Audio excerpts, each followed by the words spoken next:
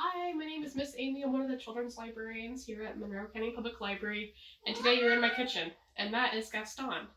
But today I'm going to show you how to make vegan creme brulee. So no animal products, no dairy, and we're going to get started. So these are the ingredients that you're going to need. So this is 1/4 cup of maple syrup. This is 1/4 cup of of tapioca flour. So tapioca flour might be a little weird of an item to have in your pantry, but if you do have it, that's good. If not, tapioca flour can be substituted for cornstarch and vice versa. So cornstarch is usually a staple. With the tapioca flour or tapioca starch, it'll come in a bag like this. And it'll say in tiny print, you know, that it has 2 different names, but it's not necessary as long as you have one or the other. And then we have agar powder, which is this. So this is about 3/4 of a tablespoon. And agar powder you can get at Fresh Thyme, I believe. And I got this at Sarah Bar. So this is like a specialty item. And it just comes in a powder, so you can add it to different recipes. This one just happens to call for it. The main ingredient of this is coconut milk. So I have 2 cans of coconut milk. Then we have pure vanilla extract. The recipe that I found online says to use like Contessa, Barefoot Contessa, where she comes up with these crazy ingredients. Just use pure vanilla. You don't have to use fresh vanilla, like where you scrape the beans off or anything like that. I think I went through all of them. Maple syrup, of course. So this really just has a couple of steps. You take all the ingredients. So 1/4 cup of maple syrup. Put it in a blender. We're going to do 1/4 cup of the tapioca flour or the cornstarch. We are going to do 3/4 of a tablespoon, of the agar powder.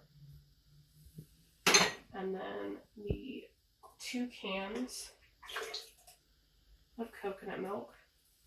And the one thing with the coconut milk, don't get the one that has diet or light. You want the full fat. So anything that doesn't say diet on the coconut milk. Or if you have coconut cream, that's a little bit different, but bear with me. Let me get this. 1/4 of a teaspoon of vanilla. And always use an adult's help with kitchen equipment that you're not comfortable using.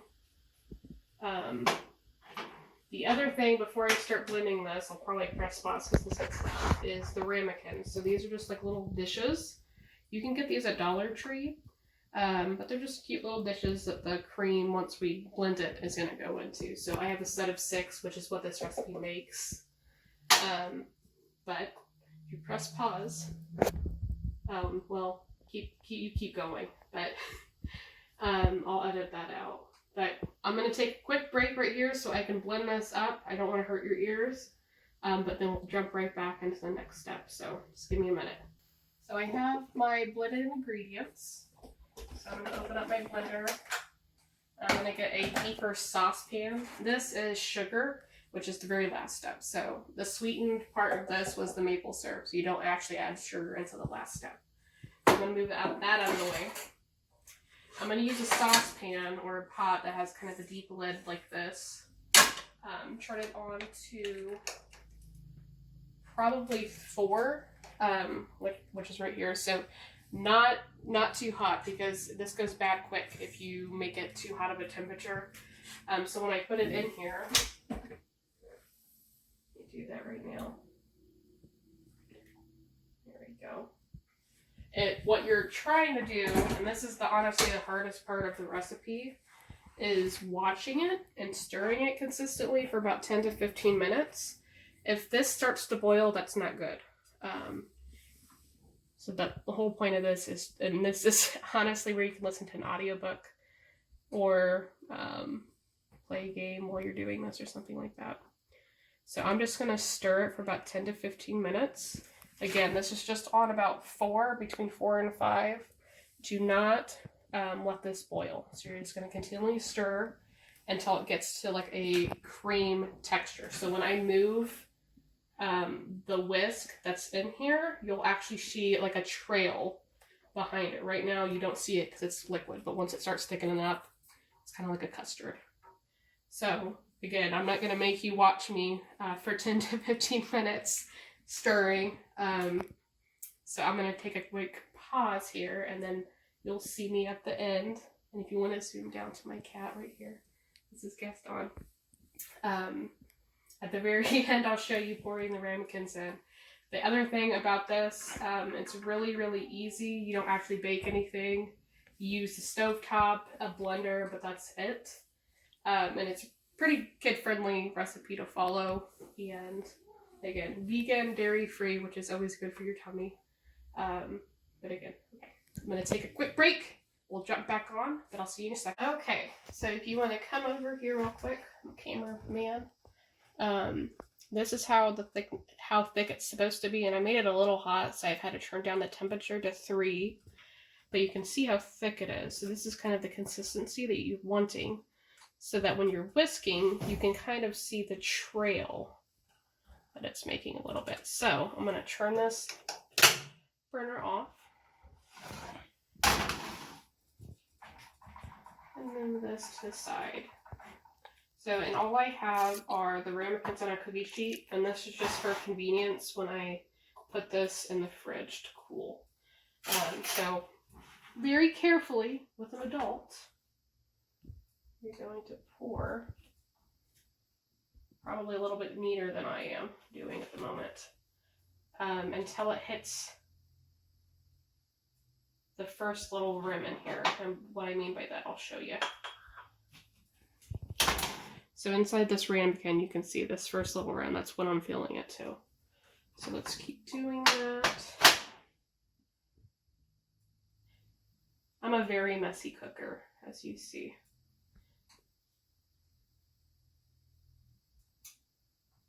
Less dishes I have to make, the better. Or use, I guess. Less dishes I have to use when making this. Okay. And you can see that I'm going to have probably a little left over that I could probably eat with a spoon. Okay, probably a little bit more in that one. Yeah, I always like having leftovers, so I'm probably going to slowly eat that a little bit over the course of the evening. Wiping that off. So, you can wipe this off if you want, but this is going to thicken even more. Or at least solidify, I should say, not really thicken. But you're going to put this in the refrigerator for about an hour until it cools, so that when you kind of give it a little shake or a little tap, it'll kind of feel like, almost like Jell-O in terms of the consistency.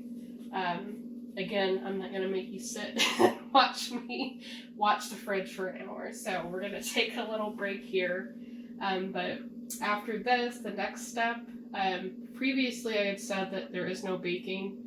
Technically, the last step isn't baking, but you could either broil this with caramelized, or put sugar on top, which we'll do, and caramelize the sugar by putting it in the oven on broil, or well, I'm not going to show you the because it's more of an adult like flame torch, and you don't need to be doing that when you're 8 to 12 years old. So, broiler is the safest right now, but again, we're going to put this in the fridge for about an hour for it to cool, solidify to Jell-O-like consistency, but I will see you in just a few seconds. Okay, so I just took these out of the fridge, and I'll show you up close. Kind of the consistency, kind of looks like almost cheesecake, and if you touch it, it has, this probably should set a little bit, but I'm impatient. For the last step, which is to simply get a spoon. It's just a sugar, regular sugar, nothing fancy, and you just sprinkle it on top. And this, there's no, I think most recipes call for like a tablespoon. I might put a little over, because I really like that burnt sugar and crispness on top. So we'll just do that with all of these. And then we'll be ready for our very last step, besides eating, which is to broil. Just move that around real quick. Okay, just make sure that there's a little bit of sugar on the entire surface so that it can make that really nice burnt sugar shell.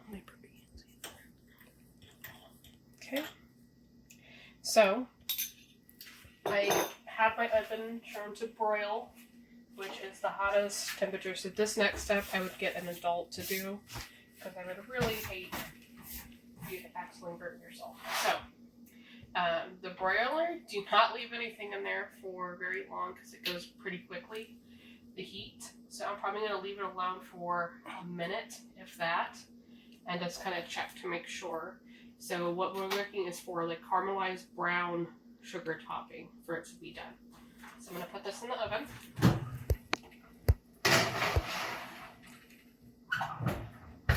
And then we're going to wait 1 minute together.